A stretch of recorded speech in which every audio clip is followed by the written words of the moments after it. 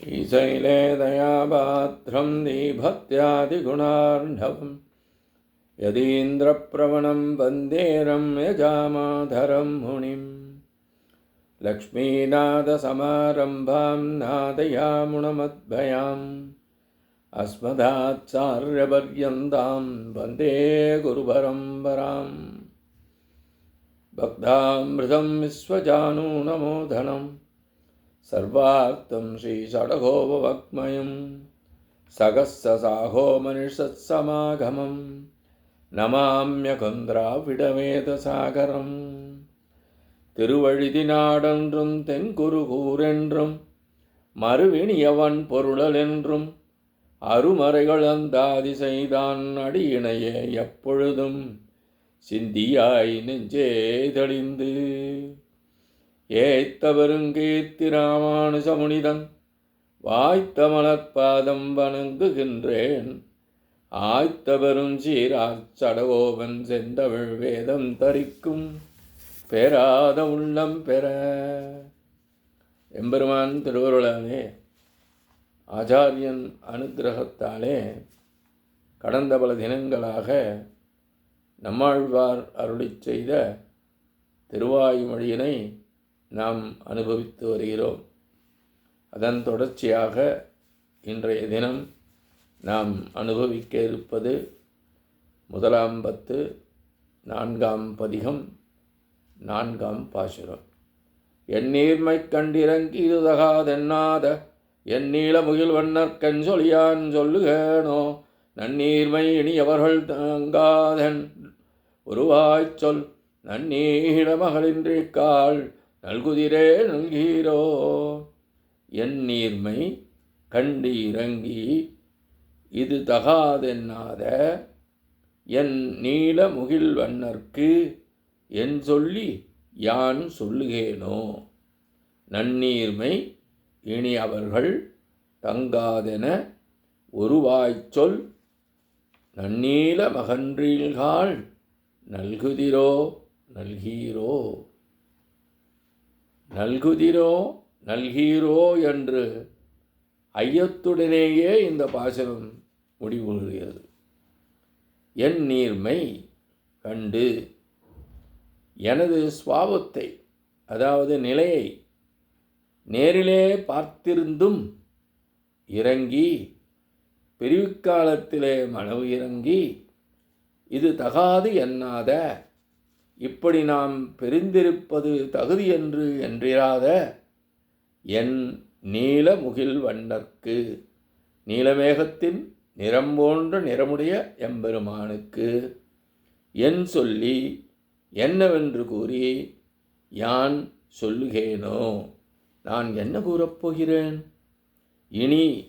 இனிமேல் அவர்கள் பராங்குசராகி அவரிடத்தில் நல் நீர்மை நல்லுயிர் தங்காது தங்கியிருக்க மாட்டா என்று ஒரு வாய்ச்சொல் என்றொரு வாய்ச்சொல் நல் நீளம் மகன்றில்கால் நல்ல நீளமான மகன்றிற் பறவைகளே நல்குதிரோ நல்கீரோ என்று ஆழ்வார் இந்த பாசுரத்தில் நம்போன்று சேதனருக்கு கூறுகின்றார். பராங்குசநாயகி பல பறவை இனங்களை விழித்து கூறிக்கொண்டிருப்பதை கண்ட சில மகன்றில் பறவைகள் அவள் அருகில் வந்தன. அந்த அன்றில் பறவைகள் அடர்த்தியான நீல நிறமுடையவை. அந்த அன்றில் பறவைகளின் நீல நிறத்தினை கண்டவுடனே பராங்குசநாயகிக்கு நீலமுகில் வண்ணனாகிய எம்பெருமான் தன்னுடைய தலைவன் நினைவு தோன்றியது. அந்த பறவைகளோ நமக்கும் கைங்கரியம் செல்ல நல்ல வாய்ப்பு கிடைத்தது என்று எண்ணி பராங்குசநாயகி முன் வந்து எங்களுக்கு ஏதேனும் நியமனம் உண்டோ என்று கேட்பது போல நின்று கொண்டிருந்தன.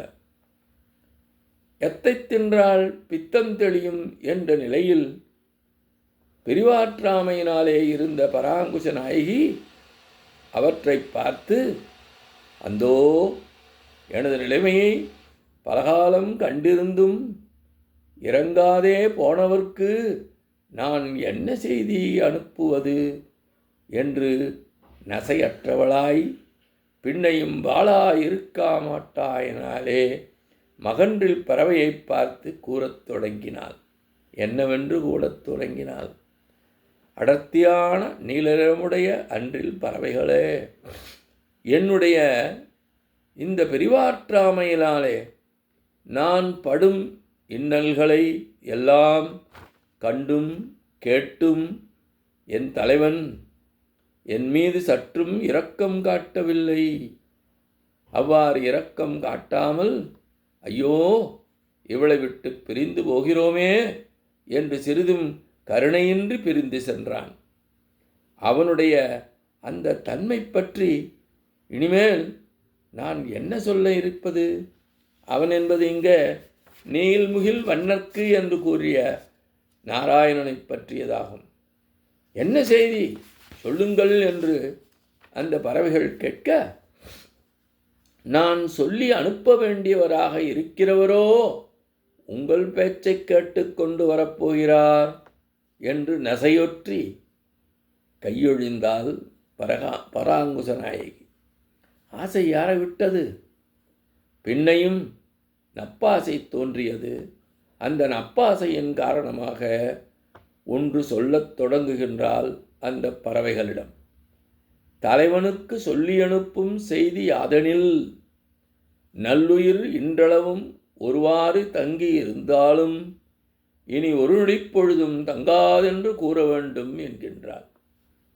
அதாவது, உன்னை பிரிந்து பிரிவாற்றாமையினாலே அங்கே தனியே கிடந்து உடல் நோவுகிறாளே உன் தலைவி, நீ வந்து அவளை காணாவிட்டால், அவளிடம் பேசாவிட்டால் அவள் உயிர் இனி அவள் உடலில் தங்கியிருக்காது என்று மட்டும் கூறுங்கள் என்கின்றாள் பராங்குச நாயகி.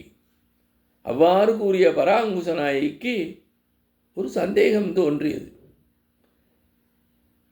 தன்னுடைய தலைவன் எப்படி காது கொடுத்து கேளாமல் இருக்கின்றானோ, பேசாமல் இருக்கின்றானோ, அதுபோன்ற இவைகளும் போய் கூறாமல் சென்று விடுமோ, பேசாமல் போய்விடுமோ என்ற எண்ணம் தோன்றியது. தன்னையும் நப்பாசையினாலே தொடங்குகின்றாள். தலைவனுக்கு சொல்லி அனுப்பும் செய்தியாதனில் நல்லுயிர் இன்றளவும் ஒருவாறு தங்கியிருந்தாலும் இவன் ஒளிப்பொழுதிலும் தங்காதென்று கூற வேண்டும் என்றாளே. அதாவது, அவனை பிரிந்து பிரிவாற்றாமையினாலே அங்கே கிடந்து உடல் நோவுகிறாளே, அவளை நீ காண வேண்டும் என்று கூறுங்கள் என்றால், அவ்வாறு கூறிய பராங்குச நாயகிக்கு ஒரு சந்தேகம், ஐயம் தோன்றியது.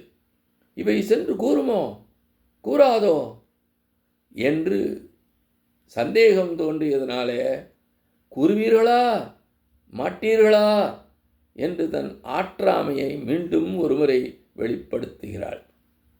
இப்பாசுரத்தின் முதல் 2 அடிகளும் பராங்குச நாயகி தனக்குத்தானே நினைத்து சொல்லிக் கொண்டதாகவும், அடுத்த 2 அடிகளும் அன்றில் பறவைகளை நோக்கி சொன்னதாகவும் அமைந்துள்ளது என்று நினைவில் கொள்க.